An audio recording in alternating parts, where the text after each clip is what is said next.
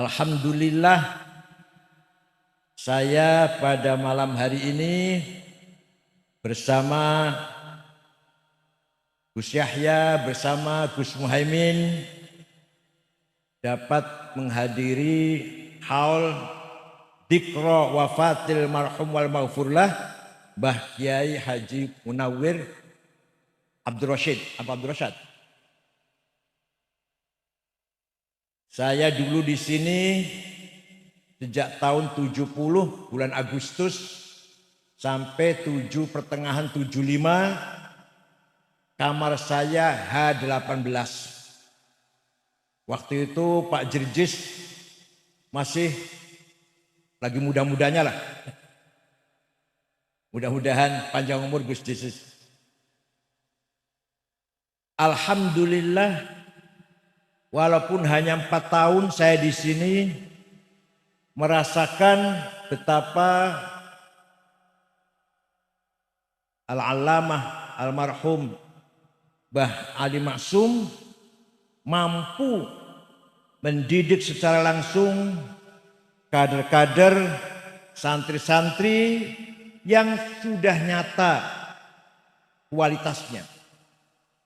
Boleh saya sebut antara lain Islam Gus Yahya, antara lain Pak Masdar Mas'ud, Pak Ali As'ad, Kiai Adib dari Wonosobo, ya semua kadernya Mbak Ali Maksum semua ini. Dan lain-lain sangat banyak sekali. Sudah barang pasti seperti dikatakan oleh Gus Yahya tadi, semuanya hanya karena karomahnya Mbak Ali Maksum dan karomahnya Mbah Munawwir yang memberikan manfaat barokah kepada para santri-santri di Krapyak. Ulama sejak dulu, sekarang dan seterusnya sangat berjasa besar dalam melakukan peran jihad ilmi, jihad tarbawi, jihad ta'limi pada masyarakat umat Islam. Kalau tidak ada ulama, Islam hanya nama doang, papan nama saja. Makanya kalau ada ormas Islam gak ada ulamanya, itu hanya papan nama doang itu. Alhamdulillah, Nahdlatul Ulama masih menjadi benteng Ahlus Sunnah wal Jamaah karena ditopang, didukung oleh para ulama, mujahidin, jihadan ilmian, ta'limian, tadrisian, tarbawiyan, jihad pendidikan, jihad ilmu. Itulah para kiai. Tidak ada ulama, Islam hanya papan nama saja. Dulu ketika umat Islam bingung membaca Al-Quran karena tulisan Quran zaman Rasulullah dan para sahabat, titiknya saja nggak ada. Huruf Arab titiknya mawon betul wonten. Ba, ta, ta sama. Jim, ha, kho, kodo. Dal, dal nggak ada bedanya. Ro, zai tidak ada bedanya. Apalagi kalau ba, ta, nun, ya sama itu. Yang berjasa besar menyempurnakan tulisan Arab, ulama. Tabi'in, yaitu Imam Abul Aswad Ad-Du'ali, wafat tahun 62 Hijriah. Beliaulah yang bikin titik wadi'un nuqat al-huruf. Ba titik siji ngisor, ta titik dua dhuwur, ta titik tiga.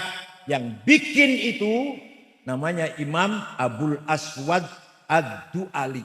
Bukan orang Arab, bukan darah Arab, darah Persia.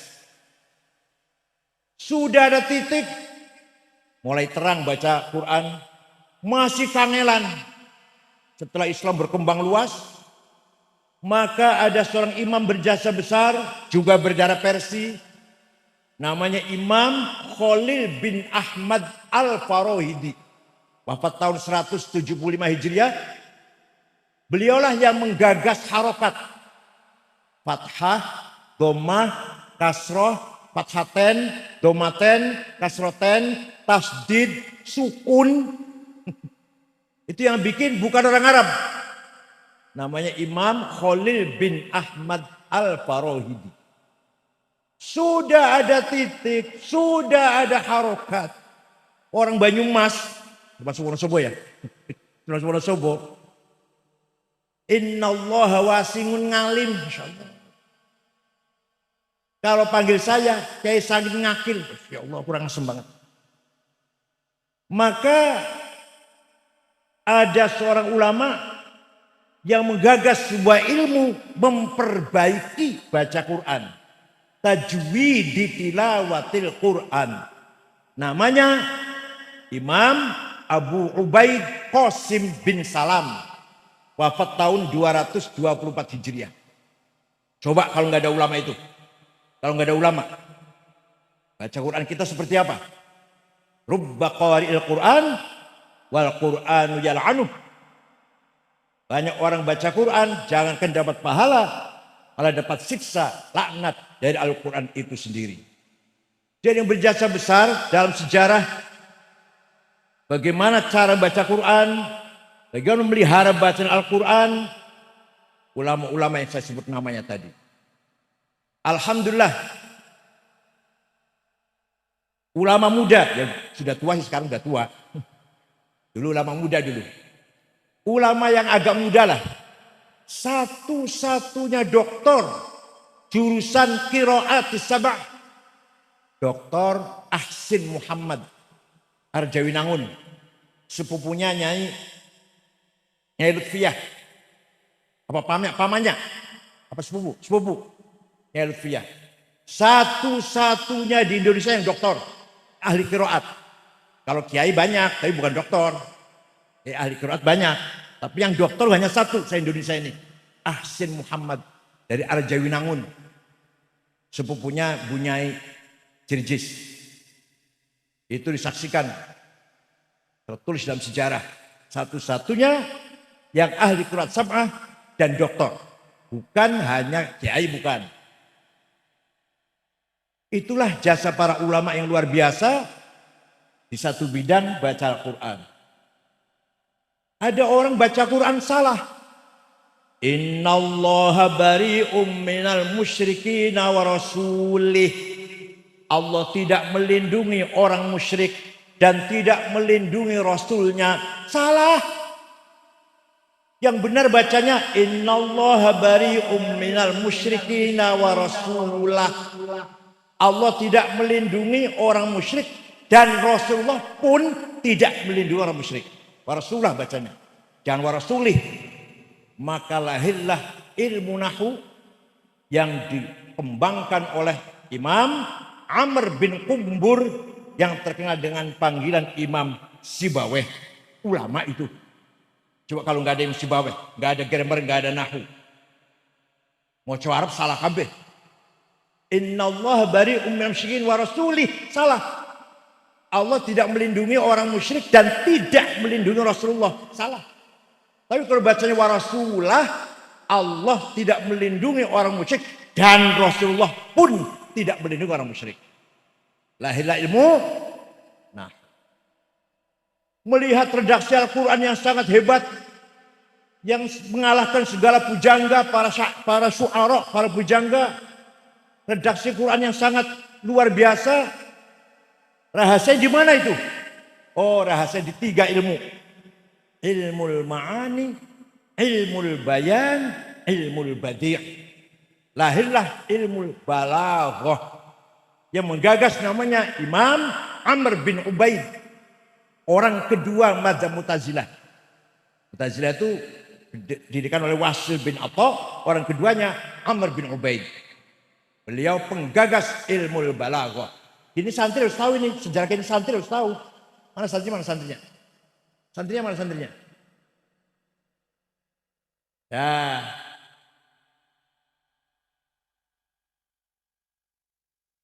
Khalifah Umar bin Abdul Aziz tahun 99 Hijriah sedih melihat hadis palsu banyak sekali. Qala Rasulullah, pada bohong itu. Demi kepentingan suku, bisnis, politik. Maka Khalifah bin Abdul Aziz memanggil seorang ulama namanya Syihabuddin Romahurmuzi. Barangkali ketua P3 itu ngambil dari sini nama ini. Mantan ketua P3 itu loh, Romahurmuzi, ngambil dari ini nih. Imam Syihabuddin Romahurmuzi dipanggil Khalifah Umar bin Abdul Aziz. Imam, bisa nggak bikin metode menseleksi hadis? Mana yang benar, mana yang tidak benar? Siap, insya Allah. 1 minggu jadi ilmunya. Ilmu mustalahil, hadis sahih, syaratnya ada 4. Syaratnya mutasil, rawinya dobit, nggak pernah lupa, nggak gampang lupa. Thiqah, bisa dipercaya, nggak pernah nyolong sendal di masjid. Adil, lempeng kelakuannya. Baru hadis sahih. Kurang 1, turun hasan. Kurang 2, turun dhaif.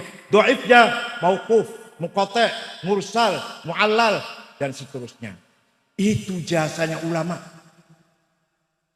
Bukan jasanya para politisi nyusew Pak Muhammad. Itu jasa ulama. Bukan jasanya partai politik, bukan. Nyusew.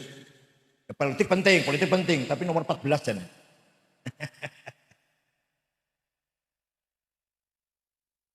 Yang luar biasa lagi, Imam Syafi'i. Nama lengkapnya Muhammad bin Idris bin Abbas bin Uthman bin Syafi' bin Ubaid bin Abdul Yazid bin Abdul Muttalib. Lahir tahun 150 Hijriah, wafat tahun 204. Usianya hanya 54 tahun. Saya sudah 71 ini saya. Mas Syafi'i 54. Suatu hari dapat surat dari gubernur Mawaro An-Nahr, Transoksania, Afghanistan di sekitarnya lah. Namanya Gubernur Abdurrahman Al-Mahdi. Kirim surat pada Imam Syafi'i.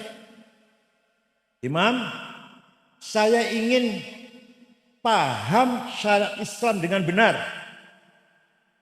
Imam Syafi'i memanggil muridnya namanya Rabi' bin Sulaiman Al-Muradi.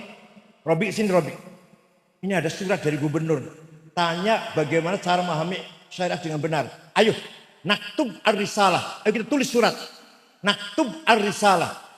Imam Syafi'i ngendikan imla dikte, Rabi' nulis.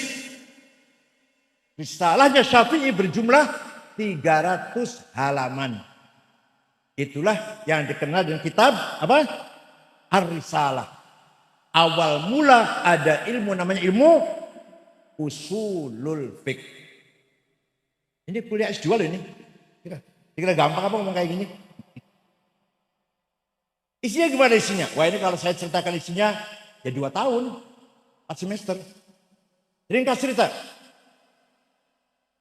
Gubernur, kalau Anda ingin paham Al-Quran, pertama, oh ya ada yang kelewat, Gus Mu'tasim, Nyunsewu kelewat, Al-Mukarram Gus Mu'tasim, pengasuh pesantren Pandanaran, Ibnu Marhum Kiai Mufid, Azakallah, bi'izih. Kalau Anda ingin paham syariat Islam, pertama harus paham tipe-tipe ayat Al-Quran. Ayat Quran itu macamnya macam-macam. Tidak hanya satu macam. Ada ayat muhkamah yang sudah baku. Gak usah ditafsiri. Qul huwallahu ahad. Allah cuma satu. Wes, gak usah ditafsir. Wes. Muhkamah. Ada ayat mutasyabihah. Remang-remang. Butuh ditafsiri. Ayat aula mastumun nisa, suami istri punya wudhu senggolan batal. Kata Imam Malik, kalau sengaja batal. Kalau syahwat batal. Kalau kata Imam Hambali, kalau saling merangkul, saling memeluk batal. Kata Imam Hanafi, suami istri punya wudhu ciuman sengaja syahwat tidak batal asal tidak yang satu. Ngerti yang satu, ngerti kan? Ngerti yang satu kan? Itu Hanafi. Asal bukan yang satu, nggak batal. Suami istri ciuman, peluk-pelukan, syahwat, sengaja, asal tidak yang satu. Menurut Imam Hanafi tidak batal. Menurut Imam Syafi'i, suami istri punya wudhu senggolan, bisyahwatin au biduni syahwah, amdan au sahwan, sengaja atau enggak sengaja, atau enggak syahwat, kakek-kakek dan nenek senggolan, batal wudhunya. Imam Syafi'i. Ini ayat namanya ayat apa? Mutasyabihah. Ada lagi ayat mutlaqah, absolut. Atiu'ullah wa atiu'ur rasul. Taat pada Allah, harus taat pada Rasulullah, absolut, mutlak. Wa ulil amri minkum, tidak mutlak, muqayyadah. Taatlah kepada pemerintah dengan syarat kalau pemerintahnya baik. Kalau enggak baik jangan ditaatin. Namanya ayat muqayyadah. Kalau atiu'ullah Rasul mutlaqah. Ada ayat ammah dan khassah. Perintah sholat umum siapa saja wajib sholat. Yang khusus perintah perang. Walladzina hajaru wa khriju min darihim wa udu fi sabili wa qatalu wa qutilu law kaffiran an sayiatihim wa adkhilannahum jannatin tajri min anhar. Ayo keluar dari rumah. Jihad. Kamu membunuh atau kamu yang mati, surga balasannya. Kalau lagi perang. Bukan lagi aman ngebom, bukan. Ini perintah lagi, perintah perang kalau lagi, namanya ayat khusus namanya. Kalau sholat beda, kapan saja, di mana saja, siapa saja, wajib sholat 5 waktu. Kalau perang wajib, kalau lagi perang. Ini kan ayat turunnya perang Ahzab, ketika Madinah dikepung oleh 10.000 pasukan, Rasulullah bikin parit, ada kudanya orang Quraisy yang kudanya besar bisa loncat parit. Para sahabat di antara sahabat ketakutan sembunyi di rumah. Turun ayat itu, jangan sembunyi, keluar, lawan mereka. Kamu membunuh atau kamu mati, surga balasannya. Ini tidak gampang memahami Quran itu, harus tahu sababun nuzul. Paham betul? Paham betul? Dari tadi paham gak ya? Alhamdulillah paham. Ada ayat hakiki, ada ayat majazi, metafor. Yadullah fauqa aidihim. Tangan Allah di atas tangannya orang kafir. Bukan tangan, Allah gak punya tangan. Kekuasaan. Wa yabqa wajhu rabbika dzil jalali wal ikram. Semua di muka bumi akan hancur kecuali wajahnya Allah. Bukan wajah. Allah gak punya muka. Zat itu artinya. Wajah rabbuka wal malaku soffan soffa. Nanti di mahsyar malaikat baris. Wajah rabbuka, Allah datang. Periksa barisan. Apa yang bendera merah putih? Hari pagi Senin apa? Inspektur acara itu. Yang datang bukan Allah, bukan. Wajah rabbuka, yang datang wajah amru rabbik. Itu namanya majaz. Paham betul? Ini kata siapa tadi? Kata siapa ini? Ini yang ngomong kayak ini siapa nih? Imam Syafi'i dalam suratnya kepada Gubernur Abdurrahman Al-Mahdi yang ditulis oleh Rabi' bin Sulaiman Al-Muradi. Sudah paham Quran, Anda sudah paham Quran, belum cukup. Gubernur, ente udah paham Quran, belum cukup. Harus paham hadis. Hadis ada 4 grade. Mutawatir, ma rawahu jam'un an jam'in la fihi kadhib wa khata'. Hadis yang gak mungkin bohong, gak mungkin salah, namanya mutawatir. Karena yang meriwayatkan jam'un an jam'in. Yang kedua, hadis masyhur terkenal. Yang ketiga, hadis aziz yang baik. Yang keempat, yang paling rendah, hadis ahad yang rawinya individual. Harus tahu itu. Ya, kenapa harus hadis? Karena Quran sangat global. Quran perintah sholat 60 kali. Aqimus sholah, aqamus sholah, aqimus sholah, yuqimunas sholah. Tapi Quran tidak menjelaskan sholat itu berapa kali sehari semalam. Namanya sholat itu apa? Di Quran betul wonten. Betul wonten. Wonten betul. Quran wonten betul. Sholat itu ping 5. Jenenge zuhur, asar, maghrib, isya, subuh. Wonten? Yang suka baca Quran bisa jawab, yang gak pernah baca Quran gak bisa jawab. Bacanya cuma kulhu, falak, nas. Al-Fatihah, Al-Lam, Kursi, tahlilan. Kalau kita baca Quran, tidak akan kita jumpai berapa kali sholat itu dan namanya apa sholat itu. Itu adanya di hadis. Furidat alaikum khamsu maktubat al-zuhur wal asar wal maghrib wal isya wal fajr. Hadis bukan Quran. Maka kalau ada orang hanya pegang Quran, tidak akan tahu nama sholat dan berapa kali sehari semalam. Kalau hanya Quran. Nah, ini namanya nususun muqaddasah. Teks yang suci, Quran dan hadis. Sudah paham Quran hadis sebagai nusus muqaddasah, belum cukup. Kata Imam Syafi'i, tidak cukup Quran dan hadis. Akal harus dipakai. Bayan akli. Akal harus dipakai. Akal manusia, akalnya para ulama, ada dua. Akal kolektif, hasil keputusannya namanya ijma' konsensus. Ada qauli, ada sukuti. Contoh mana? Contoh hasil ijma'. Arkanus sholati sab'ata asyar. Rukunnya sholat 17. Takbiratul ihram, an-niyah, al-qiyamu liman istata'a, qiraatul fatihati fihi, ar-ruku'u, at-tuma'ninah, al-i'tidal. Itu hasil produk akalnya ulama. Tidak ada di Quran, tidak ada di hadis. Kalau orang nggak mau ikut ulama, nggak akan tahu berapa rukun sholat. Kalau ada orang ngaku sholatnya, itu sholat belajar dari mana? Ya langsung dari Quran hadis. Wallahi bohong.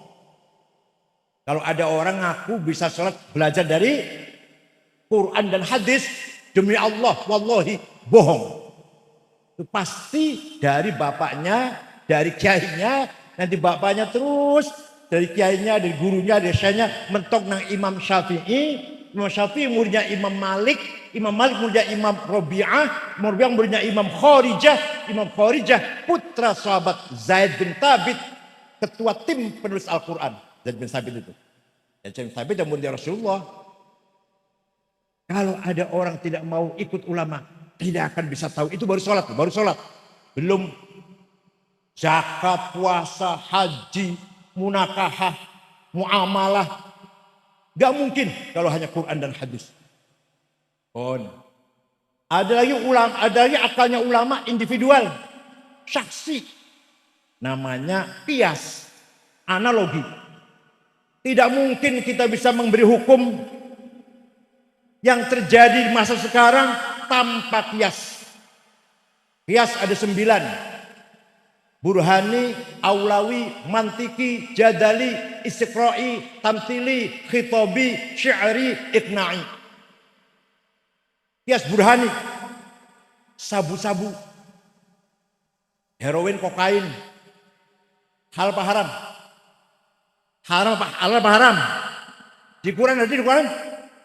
Di Quran wonten inna sabu wonten. Qala Rasulullah SAW sabu-sabu haram, Rahul Bukhari, wonten? Tidak ada. Harus pakai qiyas, namanya qiyas burhani. Qiyas fakta. Faktanya ini barang memabokkan. Kalau mabokkan berarti podo karo khomer. Khomer di Quran ada haram. Ya ayyuhalladzina amanu innamal khamru wal maisir wal azam rijsum min amali syaitan fajtanibu. Khomer haram. Iki barang podo karo khomer, maka harus pakai qiyas. Ada muskirun, itu namanya muqaddimah surah, premis minor. Wa kullu muskirin khamrun, setiap yang mabokkan itu khamr, namanya muqaddimah kubra, premis major. Wa kullu khamrin haram, setiap khamr itu haram, namanya qaul syarih, legal statement. Natijahnya, konklusinya, wa hadza haram. Hadza muskirun wa kullu muskirin khamrun wa kullu khamrin haram. Fa hadza namanya qiyas burhan. Kalau nggak pakai qiyas, kita nggak bisa menghukumi narkoba dan seterusnya. Yang kedua, qiyas aulawi. Nempelen ayah ibu. Boleh nggak itu? Boleh nggak? Di Quran tidak dilarang. Di Quran tidak dilarang.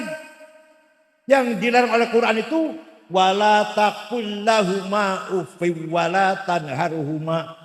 Kamu jangan bentak-bentak ayah ibu, kamu jangan ngomong kasar ayah ibu dengan ayah ibu. Kalau gitu tempelin aja, nggak usah ngomong. Kalau bentak saja haram, kalau ngomong kasar saja tidak boleh, dosa. Fabil aula mukul. Ini namanya qiyas aulawi.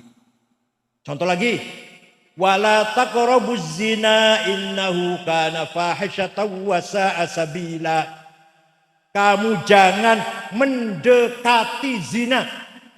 Yang dilarang mendekati, yang dilarang. Zinanya? Jawab. Zinanya? Kalau mendekati saja haram dilarang oleh Quran, lebih-lebih zinanya. Namanya qiyas apa? Aulawi. Masih 5 lagi, nanti kalau ketemu saya lagi yang akan datang, saya terangkan yang 5 lagi. Ini masih 7 lagi. Ini baru 2 saja, aulawi dan burani. Masih ada mantiki, jadali, istiqra'i, tamthili, khitabi, syari, iqna'i. Itulah kehebatan para ulama. Dengan adanya ijma' dan qiyas, produknya ulama, lahirlah ilmu namanya ilmu fikih. Di ilmu fikih itu hasil dari ijma' dan qiyasnya para ulama. Ilmu fikih itu hasil dari ijma' dan qiyasnya para ulama. Coba kalau nggak ada ilmu fikih, masya Allah, rukun wudu no piro, mutilatil wudu no piro, akul haidi berapa hari, waglabuha berapa hari, waktaruha berapa hari, orang haid paling tidak berapa hari minimal, lumrahnya berapa hari, maksimum berapa hari. Semua itu ditulis dalam fikih hasil dari ijma' dan ya. Paham boten? Jadi ulama berjasa apa tidak? Ini saya ambil ulama yang dulu-dulu. Dah. Begitu pula Imam ini Imam Syafi'i tadi.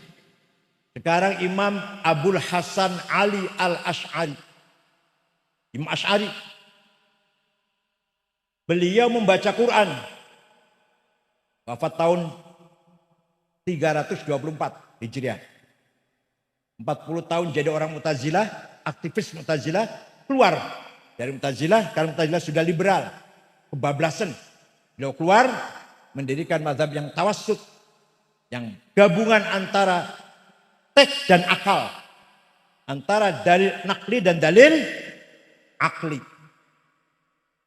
Imam Asy'ari membaca Quran, bola balik, hatam balik lagi baca lagi dengan merenungkan isinya. Ternyata Imam Asy'ari, Allah punya sifat yang wajib 20, yang mustahil 20. Itu enggak ada di Qur'annya, di hadis enggak ada.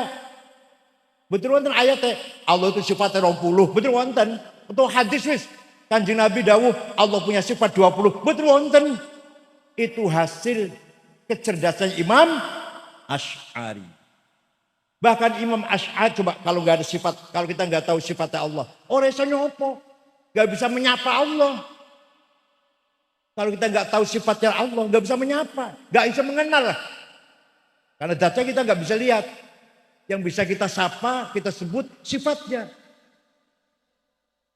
Imam Asy'ari memutuskan bahwa sifat Allah nomor 1 adalah sifat wujud. Padahal di Quran betul wonten. Ayo, tanya pada yang hafal Quran, Gus Hamid. Ada enggak ayat innallaha wujud? Betul wonten. Sami'un basirun wonten. Di kulli syai'in alim ilmu wonten. Ala kulli syai'in qadir wonten. Hayyun qayyum hayah wonten. Tapi innallaha wujud wonten boten? Boten wonten. Tapi Imam Asy'ari dengan kecerdasannya demi menjaga imannya kita ini, membimbing akidahnya kita ini, menetapkan nomor 1 sifat Allah, sifat wujud, sifat ada. Menurut Imam Asy'ari, kita ini sesungguhnya tidak ada. Tapi kita ini diadakan oleh yang ada. Yang ada sebelum lafal ada itu ada, sudah ada. Bahkan kita menggunakan kata ada karena ada yang ada. Kita menggunakan kata tidak ada karena ada yang ada. Maka yang ada hanyalah yang ada. Alah, paham orang itu. Kalau saya contohkan bisa paham. Pronon, kata ganti, domir, ada 3. Ana, aku, anta, engkau, huwa, dia. Silahkan dipakai. Ana Said, ana Muhammad, ana Ahmad, ana Maryam, ana Zainab. Tapi nanti mati semua. Mati semua enggak? Mati semua. Tinggal ana satu yang tidak mati. Tinggal aku satu yang enggak mati. La ilaha illa ana fa'budni. Tidak ada Tuhan kecuali aku. Aku Ahmad. Kecuali aku. Aku siapa? Aku Ahmad. Aku Khalid. Aku Abu Bakar. Udah mati kok. Tinggal satu aku yang enggak mati. Aku Allah. Maka yang ada hanyalah aku. Yaitu Allah. Bahkan tidak ada aku kecuali aku. Nah, paham orang gitu. Yang kedua. Anta. Engkau Ahmad, engkau Bakar, engkau Hasan, engkau Husain, engkau Muhammad, engkau Zainab, engkau Maryam, mati kabeh bakale. Tinggal anta, engkau satu yang enggak mati. La ilaha illa anta subhanaka inni kuntu minadh dhalimin. Tidak ada Tuhan kecuali anta, kecuali engkau. Engkau siapa itu? Engkau Khalid, engkau Abu Bakar? Bukan. Engkau siapa? Engkau Allah. Maka la anta illa anta. Tidak ada engkau kecuali engkau. Begitu pula huwa. Dia Ahmad, dia Abu Bakar, dia Khalid, mati kabeh. Tinggal satu yang enggak mati. La ilaha illa huwal hayyul qayyum. Tidak ada Tuhan kecuali dia. Bukan dia Ahmad, bukan dia Abu Bakar, bukan dia kita semua, bukan. Dia Allah. Maka la huwa illa huwa. Tidak ada dia kecuali dia. Maka kalau tarekat Syatoriyah, kalau zikir supaya betul-betul mantap masuk dalam hati. La ilaha illallah kedawan, kesuwen. Illallah masih kesuwen. Ya udah. Hu. Tarekat Syatoriyah. Supaya semakin hadir dalam hati. Cukup dengan hu menghadirkan Allah di dalam hati kita. Kalau la ilaha illallah terlalu panjang. Itulah Imam Asy'ari dengan keberaniannya, ijtihadnya menetapkan sifat nomor 1 yang wajib bagi Allah, sifat wujud. Padahal di Quran boten wonten, teng hadis boten wonten. Itu jasanya ulama. Satu lagi, singkat mawon. Imam Abu Hamid Muhammad Al-Ghazali. Lahir tahun 450, wafat tahun 505. Jadi usianya cuma 55 tahun Imam Ghazali. Muridnya Imam Haramain. Imam Ghazali melihat antara sufi ahli haqiqah dengan fuqaha sering bertengkar. Yang ahli syariat yang penting sholatul lempeng, wudu rapi, madhepe kiblat lempeng, siwakan dhisik. Yang bersih, baca Qur'annya fasih kayak santri kerapiak. Yang ahli syariah enggak ngurusi hati, enggak ngurusi hatinya. Kata Imam Ghazali, walaupun fasih koyo apa, nih hati enggak khusyuk, percuma sholat itu. Tapi hati saja enggak sholat, ya salah. Eling tok enggak sholat, ya salah. Maka Imam Ghazali menggabungkan antara syariat dan hakikat. Mengambil dari ayat Nabi Musa dipanggil oleh Allah setelah sampai ke wadi tua, jurang tua, Allah perintah fakhla'na 'alaika innaka bil wadil muqaddasi tua. Lepaskan kedua sandalmu Musa. Kamu berada di jurang yang suci. Ayo lepas kedua sandalnya. Kata ahli sufi, bukan sandal hawa nafsu, ghadabiyah dan syahwatiyah. Masa Nabi Musa dipanggil jauh-jauh, capek-capek hanya suruh lepas sandal. Kata yang ahli syariat, ahli fikih, ente ngerti bahasa Arab enggak? Na'lun di sandal, sepatu, terumpah. Bahasa Cirebon ceplek. Masa hawa nafsu? Dari mana itu bahasa Arab? Na'lun mananya hawa nafsu. Walhasil bertengkar antara fuqaha dan ahli zahir dan ahli batin. Imam Ghazali memutuskan bahwa harus dipahami dua-duanya. Jadi Nabi Musa diperintah melepas sandal, betul sandal dipakai dilepas, dan hatinya pun harus lepas dari hawa nafsu ghadabiyah dan hawa nafsu syahwatiyah. Gabungan antara syariat dan hakikat, itulah tasawuf ahli sunnah wal jamaah yang digagas oleh Imam Ghazali melalui kitab yang terkenal Ihya Ulumuddin. Maka kitab Ihya, separuh pertama syariat, separuh kedua dibagi dua, rubu'ul muhlikat dan rubu'ul munjiat. Yang mencelakakan manusia seperempat yang terakhir yang menyelamatkan kita semua, namanya rubu'ul munjiat. Itulah jasanya para ulama. Coba kalau nggak ada Imam Ghazali, sampai sekarang barangkali antar fuqaha dengan sufi bertengkar terus. Yang sufi mementingkan batin, nggak ngurusin dohir. Yang ahli syariah ngurusin dohir, nggak ngurusin batin. Imam Ghazali menggabungkan dua-duanya agar kita menjadi ummatan wasaton, umat yang keren, bermartabat dengan pemahaman-pemahaman yang benar. Walhasil kesimpulannya saya sampaikan ini, tanpa ulama Islam hanya nama, plang, papan nama doang. Plang ya, plang, apa namanya? Cuma simbol doang. Alhamdulillah, Nahdlatul Ulama atau pesantren mempunyai kekayaan yang luar biasa. Kita kaya apa melarat ini? Kita kaya apa melarat? Kaya. Nahnul agniya. Kita ini kaya. Kaya dengan apa? Pertama, at-tarawatul ijtimaiyah. Sosial capital. Masya Allah. Panjenengan rawuh mriki, gak dibiayain, gak diperintah, gak disuruh, gak didorong-dorong. Datang sendiri kan ya? Kekayaan yang luar biasa bagi pesantren Krapyak. Santri Krapyak saumama alumni Krapyak 1000. Setiap satu orang punya ayah dan ibu, sudah 3 itu. 3000. Nikah istri dan mertuanya 2, 3 lagi 6000. Punya anak, punya kakak, punya adik. Kiblatnya semua Krapyak. Udah berapa ribu itu sudah? Itulah yang disebut dengan at-tarawatul ijtimaiyah, sosial capital. Kalau Gus Yahya mampu memanage ini semuanya, luar biasa NU. Dengan syarat mampu memanage sosial capital. Begitulah Caimin. Kalau mampu memanage sosial capital yang dimiliki oleh pesantren, insya Allah udahlah, insya Allah lah. Santri satu punya ayah dan ibu, sudah 3000. Kalau santri Krapyak 1000 ini, gampangannya lah 1000. 3000. Punya istri, punya mertua, ayah ibu, 3000 lagi, 6000. Punya kakak, punya adik, ipar, kakak ipar, adik kandung, kakak kandung. Berapa sudah? Santri katanya kalau ada 4 juta sekitar, lebih 4.600.000 ya berapa?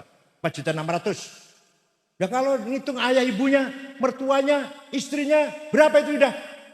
Kalau kita bisa mentandim, memanage kekayaan sosial ini, insya Allah kita wa antumul a'laun in kuntum mu'minin.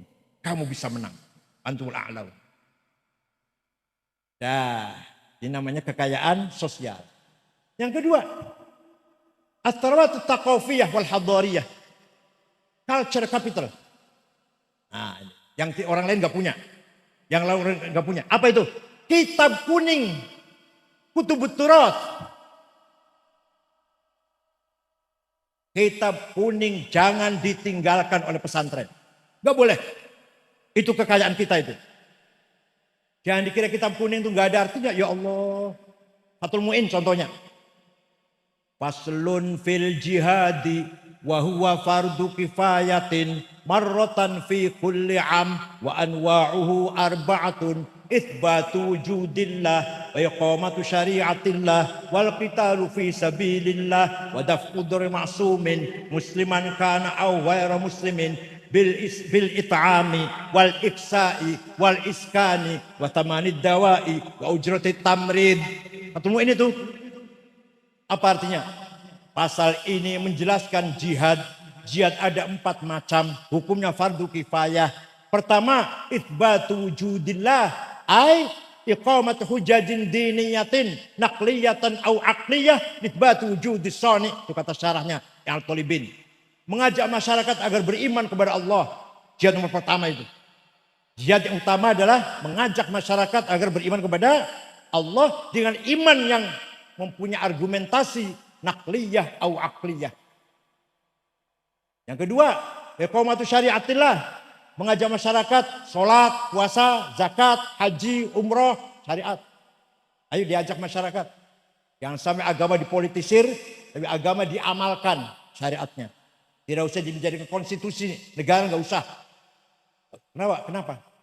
Bahayanya kalau negara ini negara agama. Nanti kalau berangus opir, sesat, itu loh bahayanya. Kalau negara berkonstitusi agama. Mereka itu biarkan Pancasila lah. Tapi Islam diamalkan. Ayo sholat, puasa, zakat, haji, umroh dan seterusnya. Biarkan negara Pancasila. Ya Allah panjenengan buatan sumerep.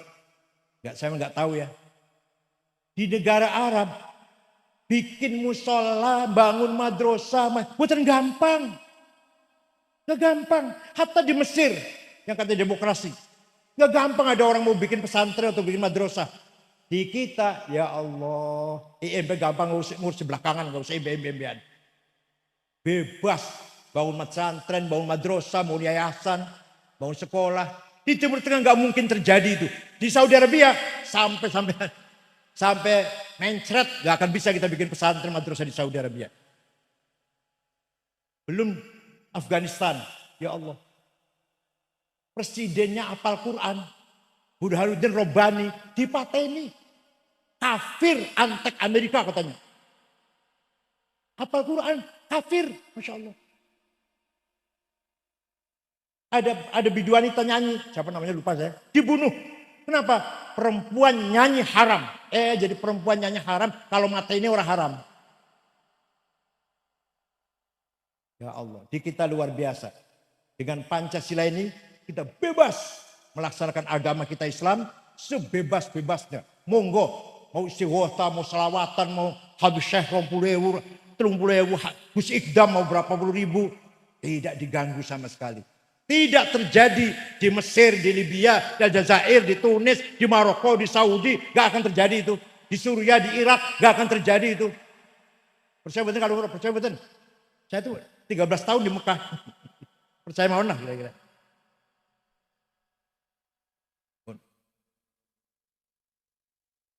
Iqamatu syariatillah wal qitalu fi sabilillah. Termasuk jihad adalah bila kita diserang, ya kita bertahan. Kita lawan. Perang fi sabilillah. Yang nomor 4, yang paling penting. Wadaf'u dharari ma'sumin. Nenek santri kuno, mana nih kiai kuno nih. Lan nolak kemlaratane wong kang direksa. Paham betul? Paham betul? Nolak kemlaratane wong kang direksa. Gitu gampang mawon. Wadaf'u dharari ma'sumin, memberi perlindungan kepada warga negara yang baik-baik, bukan penjahat. Artinya memberi perlindungan, membela warga negara yang baik-baik, bukan penjahat. Dengan apa itu? Bil it'ami, dengan kecukupan pangan, beras murah.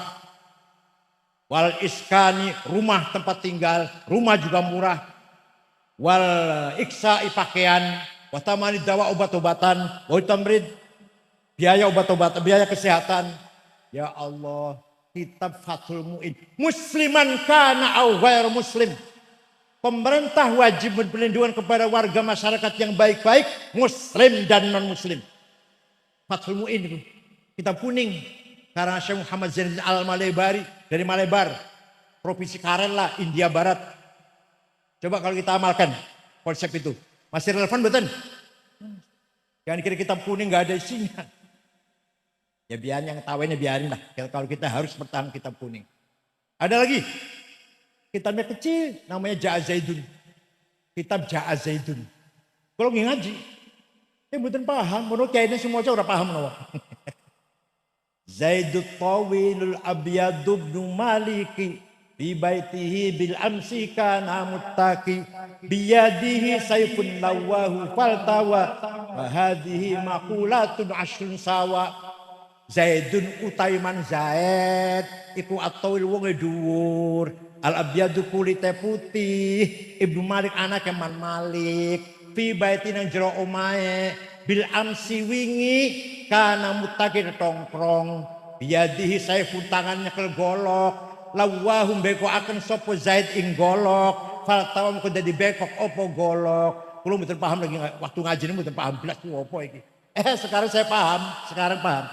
Zaidun esensi atau wilulu quantity al-abyadu quality Ibnu Malik relasi fi baitihi praise bil amsi time kana mutaki posisi biadi sayful to have lawahu aksi faltawa reaksi. Coba kalau paham santai sudah cukup itu agar kita memandang sesuatu dengan objektif, jangan dicampuri dengan senang atau enggak senang. Siapa dia? Objektif, Zaidun. Oh dia Zaid. Oh dia, contohnya. Oh dia Gus Dur lah. Sing Swatimun sing contoh. Oh dia Gus Dur. Seperti apa? Kuantitinya, posturnya, warna kulitnya, mukanya seperti apa? Kualitasnya seperti apa? Kapan? Di mana? Apa hubungannya Gus Dur dengan orang lain? Posisinya apa? Oh jadi pernah presiden. Tahun sekian, tahun sekian. Presiden di mana? Di Indonesia. Biadi Saifun, dia punya kekuatan.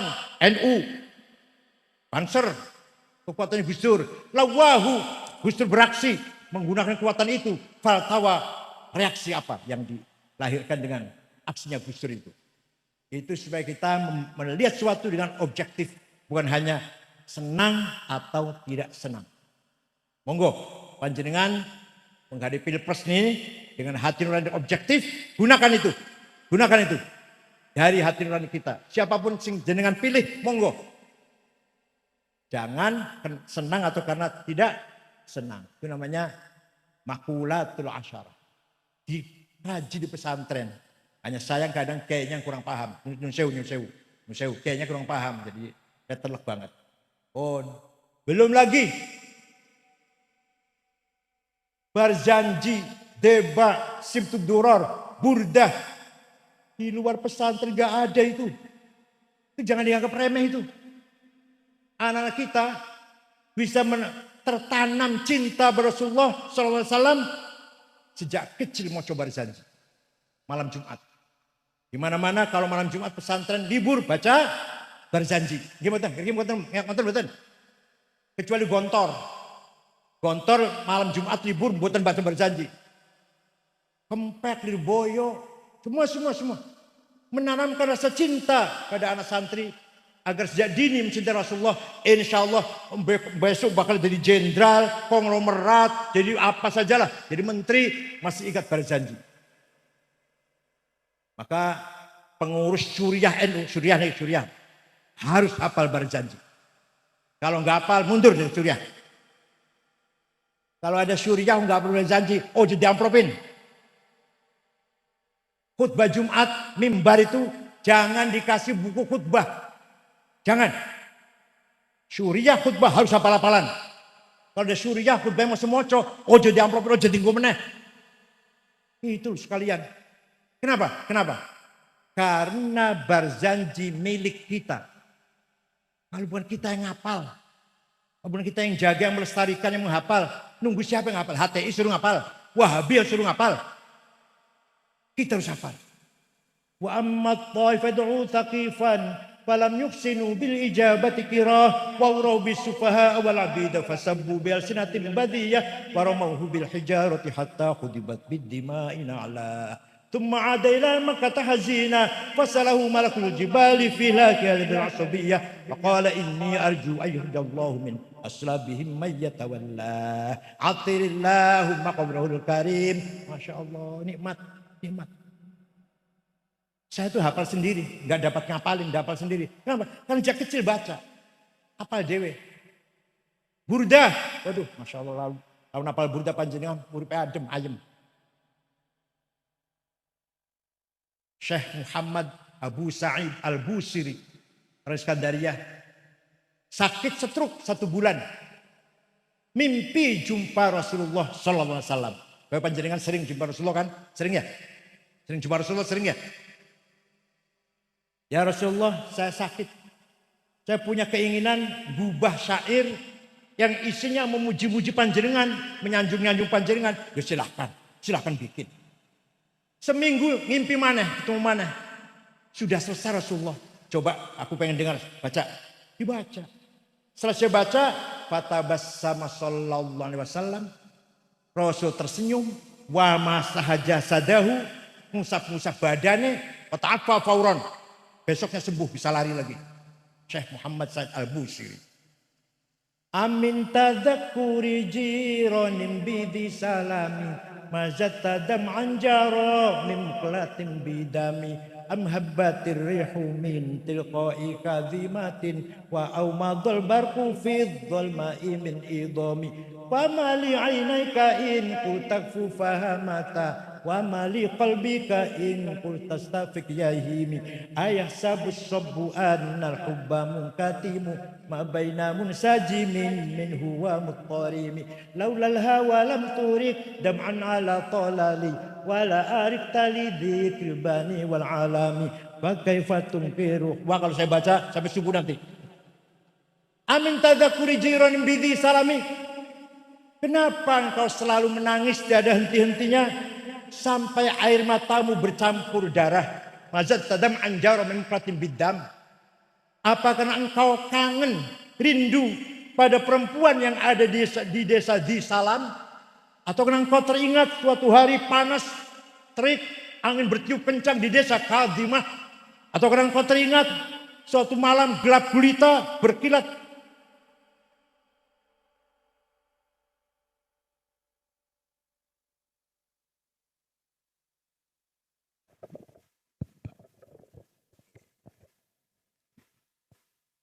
Kenapa kamu kurus kering? Gak enak makan, gak enak tidur, gak enak minum. Pasti kamu sedang mabok cinta. Pasti. Gak usah mungkir. Kelihatan sekali tuh. Bekas aliran air matamu. Seperti sungai di pipi. Ada 2 sungai di pipimu. Bekas aliran mata. Ngaku saja. Kamu lagi mabok siapa? Lagi rindu siapa? Lagi kangen siapa? Jawabnya. Na'am saro taifuman ahwafa arraqani wal hubbu ya'taridul ladzati bil alami ya laimi fil hawal udri ma'diratan minni ilaika walau ansafta lam talumi. Naam, memang benar saya sedang tergila-gila, sedang rindu sampai rasa rinduku menjadi penyakit. Tapi kalau kalian tahu siapa yang sedang kurindukan, pasti kalian akan memaklumi. Siapa sih yang kamu rindukan, lagi kamu kangeni siapa? Yang kamu tangisi itu siapa? Yang kurindukan, yang kutangisi adalah Muhammadun Sayyidul Kaunaini wattaqalaini wal fariqaini min urbin wa min ajami nabiyunal amirun nahi fala ahadu abarra fi qawli la minhu wala na'ami huwal habibul ladzi turja syafa'atuhu likulli haulin minal ahwali muhtahami da'a ilallahi fal mustamsikuna bihablin ghairi munfasimi faqan nabiyina fi khalqin wa fi khuluqi falam yudanuhu fi ilmin wala karam.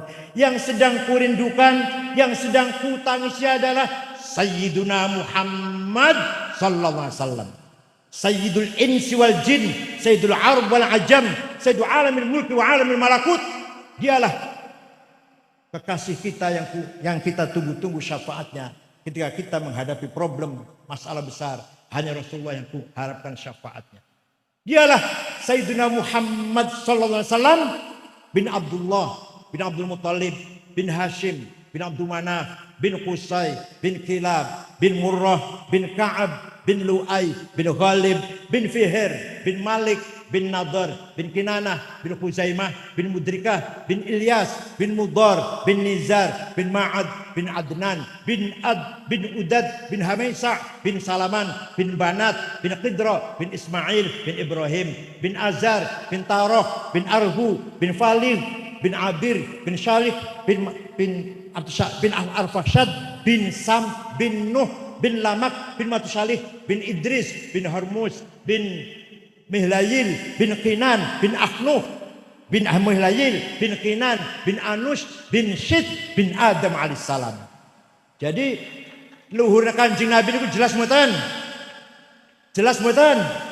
Luhur panjenengan? Jelas? Ayo sebut 10. Ayo mbak jenengan sebut 10 sapa ayo.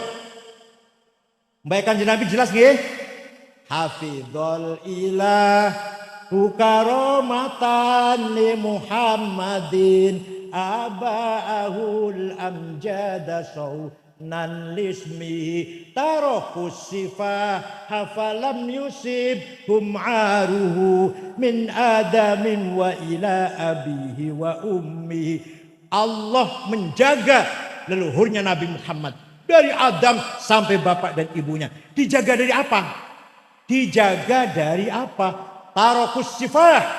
Tidak ada yang berbuat zina.